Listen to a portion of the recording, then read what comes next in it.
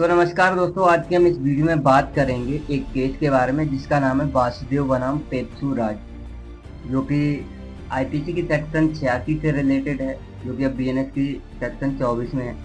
तो धारा जानने से पहले केस जान लेते हैं कि आखिर केस क्या था। तो वासुदेव बनाम पेप्सू राज में क्या हुआ कि तो वासुदेव नाम का एक व्यक्ति, जो कि एक अवकाश प्राप्त सेना का जमादार था, जो छुट्टी देता है वो उसे अवकाश प्राप्त जो है सेना का जमादार कहा जाता है। वह जो है एक लड़के के साथ, जिसकी उम्र 15 या 16 वर्ष होती है, उस लड़के के साथ एक बारात में जाते हैं। अब बारात में होता क्या है कि ये घूमते हैं साथ में, सब कुछ होता है, लेकिन जब खाने का समय होता है तो ये खाना के लिए बैठते हैं। जो वासुदेव जी थे, जो सेना जमादार थे, उनको थोड़ा सा स्थान ग्रहण करने में असुविधा होती है। सुविधाजनक स्थान ग्रहण करने के लिए जो है वो लड़के से बोलते हैं थोड़ा सा उधर खिसक जाओ। तो होता क्या है कि वह लड़का जो है खिसकता नहीं है। अब इस पर जो है वासुदेव जी को गुस्सा आ गया।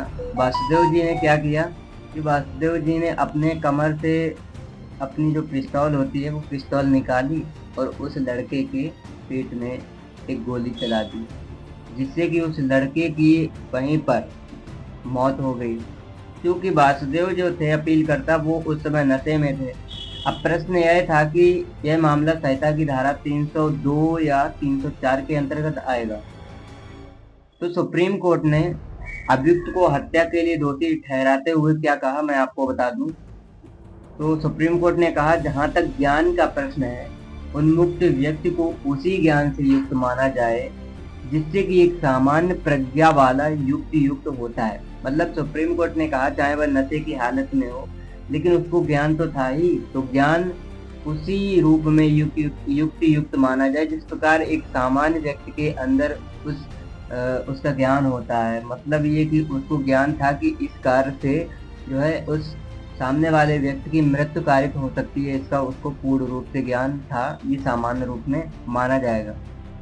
किंतु जहां तक आशय का प्रश्न है, तो इसका निर्धारण मामले की सामान्य परिस्थितियों से मतत्वता की मात्रा को उचित स्थान देते हुए, मतलब मतत्वता होता है नशे की मात्रा को उचित स्थान देते हुए, कि उसने नशा कितना कर रखा था, उसके नशे की मात्रा को जानने के बाद ही ये कहा जा सकता है कि उसका आशय था या नहीं।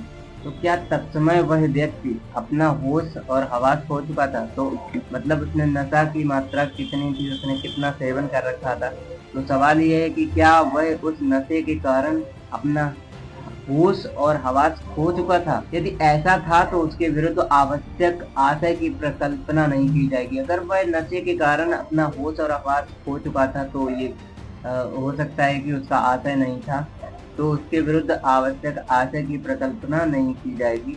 किंतु यदि उसकी मतत्वता गंभीर प्रकृति की नहीं थी, मतलब अगर उसके अंदर नशा की मात्रा ज्यादा नहीं थी, मान लो उसने नशा कम कर रखा था और वो अपने होश और हवास में था, और यदि तथ्यों से स्पष्ट होता था कि वह जानता था कि वह क्या करना चाहता था।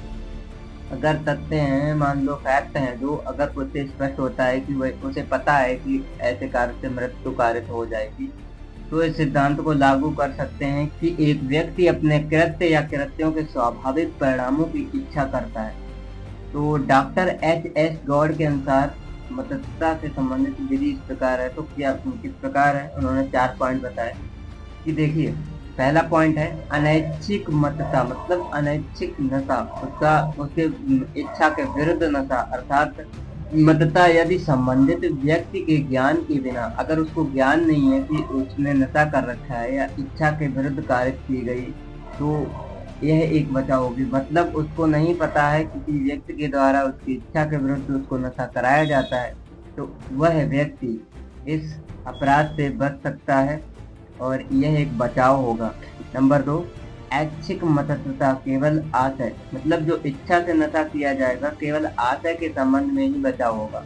मतलब उसका नशा, अगर नशे में कोई अपराध कारित करता है तो ये माना जाएगा कि हाँ उसका आशय नहीं था ज्यादातर, लेकिन ज्ञान था, उसको आशय नहीं था।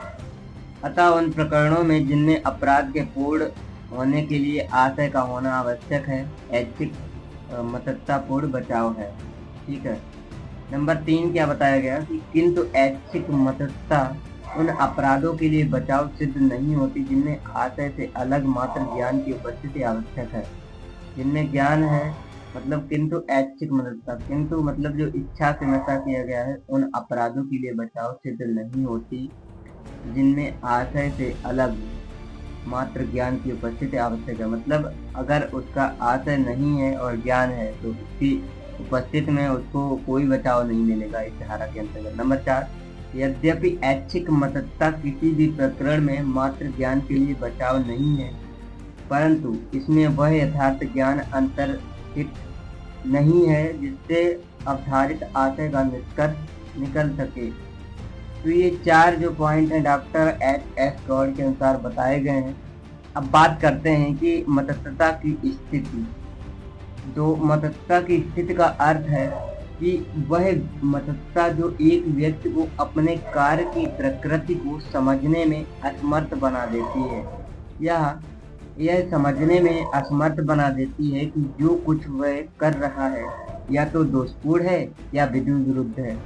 मतस्तता द्वारा एक व्यक्ति से अपेक्षित ज्ञान में कोई परिवर्तन नहीं होता, परंतु यदि वह जानता था कि उसके कार्य के स्वाभाविक परिणाम क्या है, तो यह माना जाएगा कि उन्हें कार्य करने का उसका आशय था।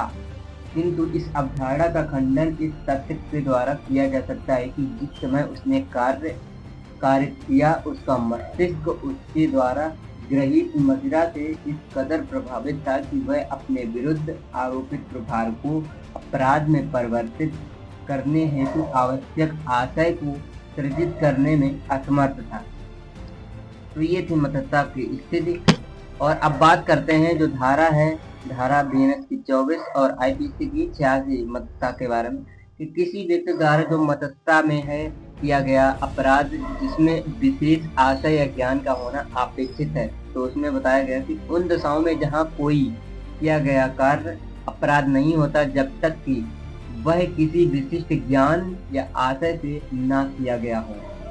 कोई व्यक्ति जो कार्य मतस्तता की हालत में करता है इस प्रकार बरते जाने के दायित्व के अधीन होगा मानो उसे वही ज्ञान था जो उसे होता यदि वह मतस्तता में न होता, जब तक कि वह चीज जिससे उससे मतस्तता हुई थी उसे उसके ज्ञान के बिना और इसकी इच्छा के विरुद्ध ना दी गई हो।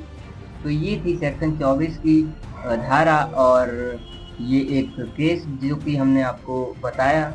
चलिए बाकी अगले एक नए केस के साथ आपसे मिलते हैं एक नई वीडियो में और एक नई धारा के साथ। बाकी और लीगल अपडेट पाने के लिए जुड़े रहिए लीगल सहायक शिक्षा के साथ यूट्यूब और इंस्टाग्राम पर। मिलते हैं आपसे एक नई वीडियो में। मैं हूँ advocate Praveen. Thank you so much.